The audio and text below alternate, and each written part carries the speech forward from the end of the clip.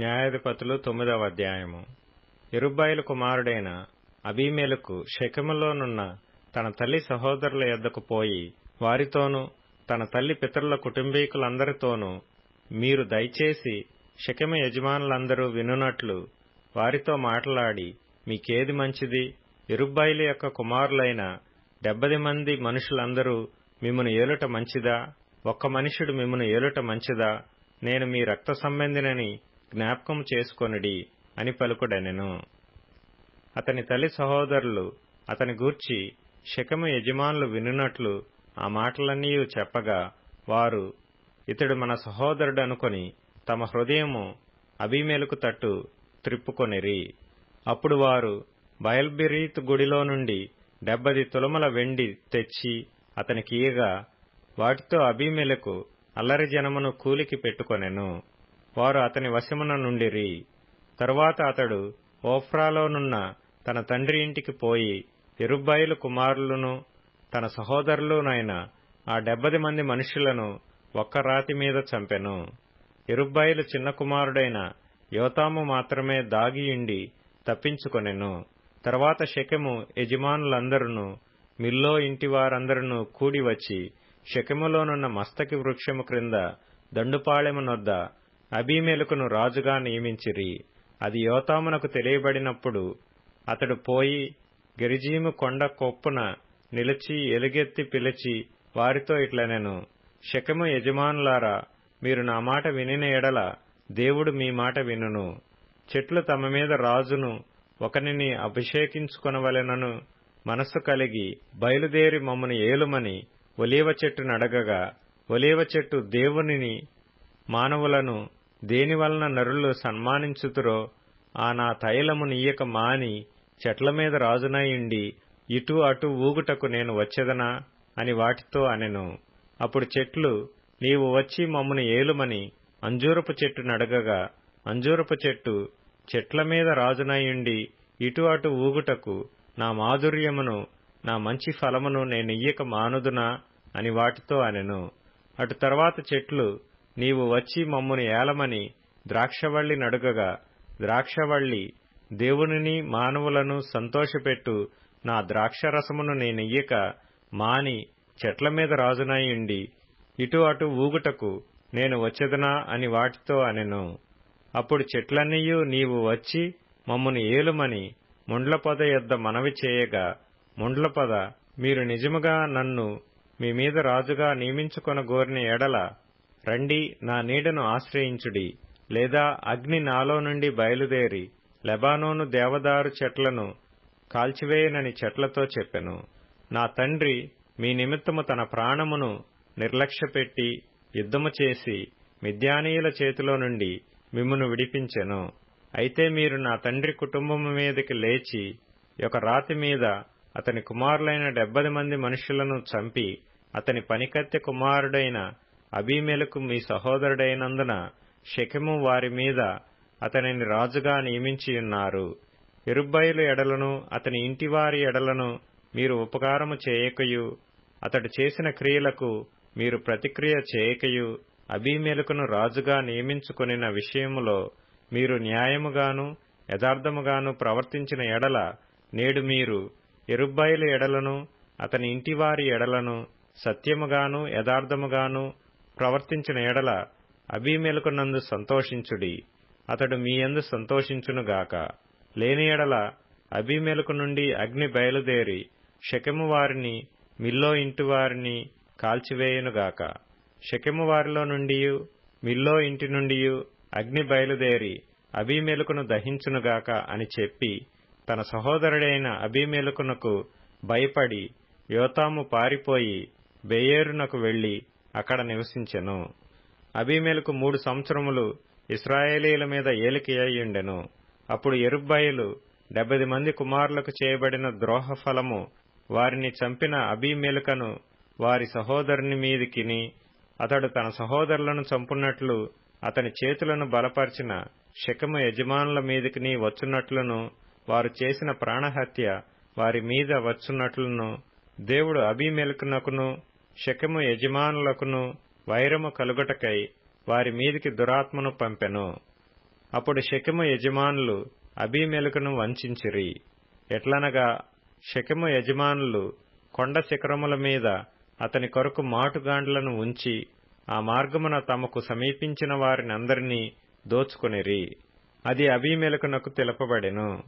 ఎబెదు కుమారుడైన గాలును అతని బంధువులను వచ్చి షెకెమునకు చేరగా షెకెము యజమానులు అతని ఆశ్రయించిరి. వారు పొలములలోనికి పోయి వారి ద్రాక్ష పండ్లను ఏరుకొని వాటిని త్రొక్కి కృతజ్ఞతార్పణమును చెల్లించి తమ దేవతల మందిరములోనికి పోయి అన్నపానములు పుచ్చుకొనుచు అబీమెలకును దూషింపగా ఎబెదు కుమారుడైన గాలు ఇట్లనెను, అబీమెలకు ఏపాటివాడు, షెకెము ఏపాటివాడు, మనము అతనికెందుకు దాసులము కావలెను? అతడు యెరుబ్బయలు కుమారుడు కాడా? జెబులు అతని ఉద్యోగి కాడా? షెకెము తండ్రి అయిన హమోరు వారికి దాసులమగుదుము గాని మనము అతనికెందుకు దాసులము కావలెను? ఈ జనము నా చేతిలో ఉండిన ఎడల ఆహా, నేను అబీమెలకును తొలగింతును గదా అనెను. తరువాత అతడు అబీమెలకుతో, నీ సేనను ఎక్కువ చేసి బయలుదేరి రమ్మనెను. ఆ పట్టణ ప్రధాని అయిన జెబులు ఎబెదు కుమారుడైన గాలు మాటలను వినినప్పుడు అతని కోపాగ్ని మండెను. అప్పుడు అతడు అబీమెలకు నొద్దకు రహస్యముగా దూతలను పంపి, ఇదిగో ఎబెరు కుమారుడైన గాలును అతని బంధువులను షెకెముకు వచ్చియున్నారు. వారు నీ మీదికి ఈ పట్టణమును రేపుచున్నారు. కావున రాత్రి నీవును నీతోనున్న జనులను లేచి పొలములో మాటుగా నుండుడి. ప్రొద్దున సూర్యుడు ఉదయింపగానే నీవు త్వరగా లేచి పట్టణము మీద పడవలెను. అప్పుడు అతడును అతనితోనున్న జనులను నీ యొద్దకు బయలుదేరి వచ్చుచుండగా నీవు సమయము చూచి వారి ఎడల ప్రవర్తింపవచ్చునని వర్తమానము చేసెను. అబీమెలకును అతనితోనున్న జనులందరూ రాత్రివేళ లేచి 4 గుంపులై షెకెము మీద పడుటకు పొంచియుండిరి. ఎబెదు కుమారుడైన గాలు బయలుదేరి పట్టణపు గవిని దగ్గర నిలిచినప్పుడు అబీమెలకును అతనితోనున్న జనులను పొంచియుండుట చాలించి లేచిరి.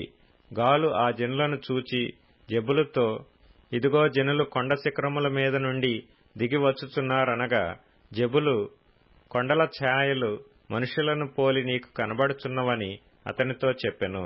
గాలు, చూడుము, దేశపు ఎత్తైన స్థలముల నుండి జనులు దిగివచ్చుచున్నారు. ఒక దండు శకునగాండ్ల మస్తకి వృక్షపు త్రోవను వచ్చుచున్నదనెను. జెబులు అతనితో, ఆహాహా, మనము అతని సేవింపవలసినందుకు అబీమెలకు ఎవడనినా నీ మాట ఏమాయను? ఇది నీవు తృణీకరించిన జనము కాదా? పోయి వారితో యుద్ధము చేయుడనగా గాలు షెకెము యజమానుల ముందర బయలుదేరి అబీమెలకుతో యుద్ధము చేసెను. అబీమెలకు అతని తరుమగా అతడు అతని ఎదుట నిలవలేక పారిపోయెను. అనేకులు గాయపడి పట్టణపు గవిని ప్రవేశించు చోట పడిరి. అప్పుడు అబీమెలకు అరూమాలో దిగెను. గాలును అతని బంధువులను షెకెములో నివసింపకుండా జెబులు వారిని తోలివేసెను. మరునాడు జనులు పొలములలోనికి బయలు వెళ్లిరి. అది అబీమెలకునకు తెలియబడగా అతడు తన జనులను తీసుకుని 3 తెగలుగా చేయగా వారు ఆ పొలములో మాటుగా ఉండిరి. అప్పుడతడు చూడగా జనులు పట్టణము నుండి బయలుదేరి వచ్చుచుండిరి గనుక అతడు వారి మీద పడి వారిని హతము చేసెను. అబీమెలకును అతనితోనున్న తెగలను ఇంక సాగి పట్టణపు గవిని ప్రదేశమునొద్ద నిలువగా 2 తెగలు పరుగెత్తి పొలములోనున్న వారందరి మీద పడి వారిని హతము చేసిరి. ఆ దినమంతయు అబీమెలకు ఆ పట్టణస్థులతో యుద్ధము చేసి పట్టణమును చుట్టుకొని అందులోనున్న జనులను చంపి పట్టణమును పడగొట్టి దాని స్థలమున ఉప్పు జల్లెను. షెకెము గోపుర యజమానులందరూ ఆ వార్త విని ఏల్బెరీతు గుడి యొక్క కోటలోనికి చొరబడిరి. షెకెము గోపుర యజమానులందరూ కూడియున్న సంగతి అబీమెలకునకు తెలపబడినప్పుడు అబీమెలకును అతనితోనున్న జనులందరూ సల్మోను కొండనెక్కి అబీమెలకు గొడ్డలిని చేత పట్టుకుని చెట్ల నుండి పెద్ద కొమ్మను నరికి ఎత్తి భుజం మీద పెట్టుకుని, నేను దేని చేయుట మీరు చూచితురో మీరును నేను చేసినట్టుగా దానిని త్వరగా చేయుడని తనతోనున్న జనులతో చెప్పెను. అప్పుడు ఆ జనులందరిలో ప్రతివాడును ఒక్కొక్క కొమ్మను నరికి అబీమెలకును వెంబడించి ఆ కోట దగ్గర వాటిని పెట్టి వాటి వలన ఆ కోటను అగ్నిచేత కాల్చిరి. అప్పుడు షెకెము గోపుర యజమానులు అనగా స్త్రీ పురుషులు ఇంచుమించు 1000 మంది చచ్చిరి. తరువాత అబీమెలెకు తేబెసుకు పోయి తేబెసు నొద్ద దిగి దాని పట్టుకొనెను. ఆ పట్టణము నడుమ ఒక బలమైన గోపురముండగా స్త్రీ పురుషులను పట్టణపు యజమానులను అక్కడికి పారిపోయి తలుపులు వేసుకొని గోపుర శిఖరము మీదకెక్కిరి. అబీమెలెకు ఆ గోపురమునొద్దకు వచ్చి దాని మీద పడి యుద్ధము చేసి అగ్నిచేత దాని కాల్చుటకు గోపుర ద్వారమునొద్దకు రాగా ఒక స్త్రీ అబీమెలెకు తల మీద తిరుగటి మీది రాతిని పడవేసినందున అతని కపాలము పగిలెను. అప్పుడతడు తన ఆయుధములను మోయి బంటును త్వరగా పిలిచి, ఒక స్త్రీ అతని చంపెనని నన్ను గూర్చి ఎవరునూ అనుకొనకుండునట్లు నీ కత్తి దూసి నన్ను చంపమని చెప్పగా ఆ బంటు అతని పొడవగా అతడు చచ్చెను. అబీమెలెకు చనిపోయినని ఇశ్రాయేలీలు తెలుసుకొనినప్పుడు ఎవరి చోటికి వారు పోయిరి. అట్లు అబీమెలెకు తన 70 మంది సహోదరులను చంపుట వలన తన తండ్రికి చేసిన ద్రోహమును దేవుడు మరలా అతని మీదికి రప్పించెను. షెకెము వారు చేసిన ద్రోహమంతటిని దేవుడు వారి తలల మీదికి మరలా రాజేసెను. యెరుబ్బయలు కుమారుడైన యోతాము శాపము వారి మీదికి వచ్చెను.